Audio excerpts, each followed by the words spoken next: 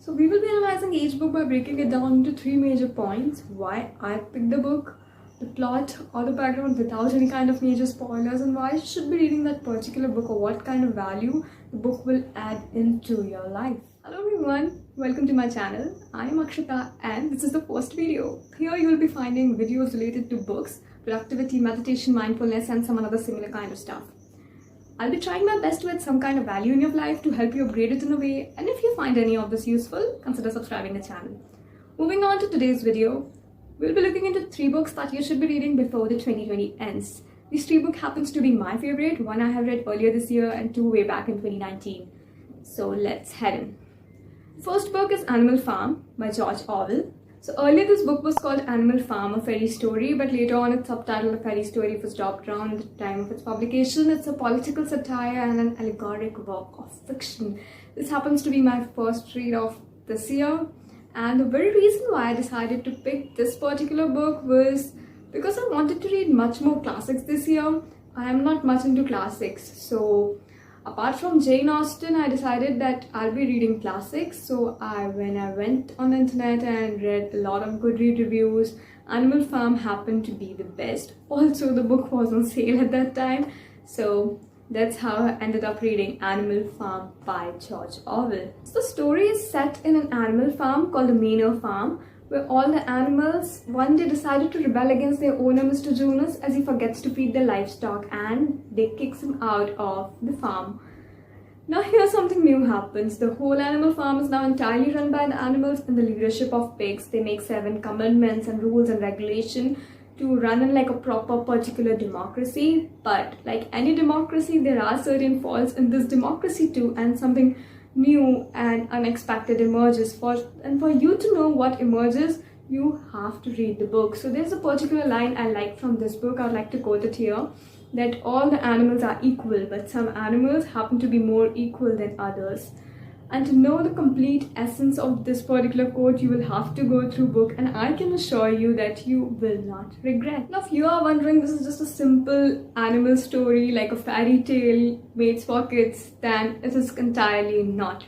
For instance, if you take all the events narrated in the story are basically reflecting to the events which actually lead to the Russian Revolution of 1917. Even if you don't want to relate it to any kind of historical event, it's completely alright. It could be your choice. You do not like historical events. Even after that, this book is such a good book. It's simple, usual, and I can assure you, you will truly enjoy this story. The reason why you should be reading this book is because it is a good book. It is so simple and yet it is very deep, has very large social, profound impacts. It has many ideas of rebellion, idealism, power, and which narrates us the present day scenarios. Hence, I totally recommend you to read Animal Farm by George Orwell. So if you don't really like to read the long stuff like 300, 400 pages, then this book is a true soulmate.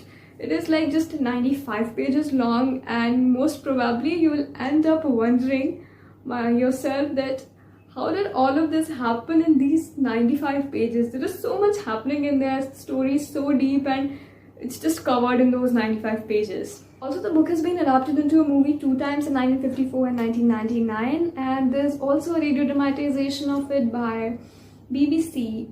And if you are able to find it somewhere, do let me know. I also want to listen it. And there is another reason for you to read this book, because the Time magazine has mentioned this book as one of the best English novellas written between 1923 to 2005, giving you another reason to read The Animal Farm. Coming to the book number 2, 1,000 Splendid Suns by Khaled Hosseini.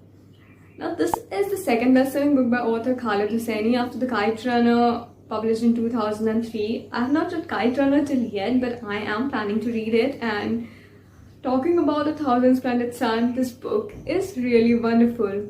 So the reason I booked this book was not something special. One day in the corner of library, I found this tattered looking book having a yellow colored cover like rays of sun and had a shadow of a girl. So I decided that I'll be reading this book, and that's how I met 1,000 Splendid Suns. Now if you are looking for a book to have that will give you a good cry, make your pillows wet, then congrats, you have just met Khaled Hosseini and you have just found your soulmate.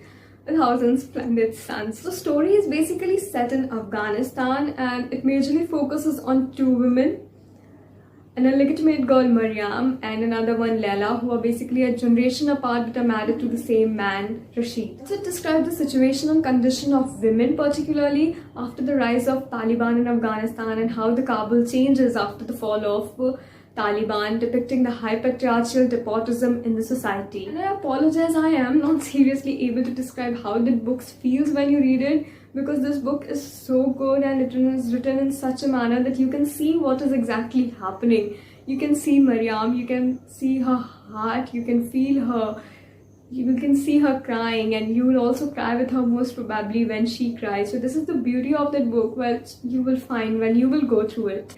So there are 1,000 reasons why you should be reading 1,000 Splendid Suns, and one of them is because it's a good book. Speaking in the Hosseini's word himself, he considers the story to be a love story, a mother-daughter love story. In that, it is the love that draws characters out of their isolation, that gives both Mariam and Leila strength to transcend their own limits, to expose their vulnerabilities, and to perform devastating act of self-sacrifice. The third book is The Vegetarianism by Han Kang. Now, this book won 2016 Man Booker Award, and it created a huge hype on internet and it among netizens and on Goodreads. Everyone at that time was reading like The Vegetarianism by Han Kang. So after a lot of procrastination, I decided to read it last year, and I still do not regret it. The hype was basically worth it. Now, if you are looking for a very casual read that you can just go through it, then I sincerely apologize. The Vegetarianism is not that kind of book. It is not a casual read like the Twilight Saga that you can just simply go through it. There is no way Vegetarianism is not like that. There could be chances that for the first time, like me, if you read the Vegetarianism, there is not a single point you will be able to understand what's happening in the story like it happened to me. But after like thinking a lot and giving it to some time, you will be able to understand the story. So the Han Kang started the story in a very simple way, telling us about that it is a story of a normal, ordinary couple where the husband calls his wife nothing ordinary but yet unremarkable in every possible way. So the story, the protagonist is a homemaker, and how one night she had a dream, and after that dream she decided that she will not be eating meat, and how her husband, her family, how they forced her to eat meat. And basically that is the essence of story, but it is not as simple as it seems. There is a very deep sense, it is a very profound impact, and that's what I said. It's not just a casual read, you have to go through it. For once, if you will read it on the surface, you will find that book does not make any sense as I thought I read it in the first time. But there is a lot more to it. And the whole book is written in the metaphor, so there is a lot of going under the story just in the name of vegetarianism. It's all metaphor in there. Vegetarianism simply reflects how being different to the society could lead to social despair, isolation, anxiety, and the utter feeling of despair. So in a hidden sense, the book talks about your choice, your particular individual choice. Taking vegetarianism as metaphor, the book talks about all the particular things, all the particular choices you made about yourself, and how at times society refuses it to accept. So what I thought was what the Yonghe, the main protagonist of the story, needed was not the mental treatment, not another kind of stuff, but just the respect for her individuality, to recognize her as an individual, to respect her disease, and to quit the meat. There is a particular line which I like from this book a lot, that was he a normal human being? More than that, was he a moral human being?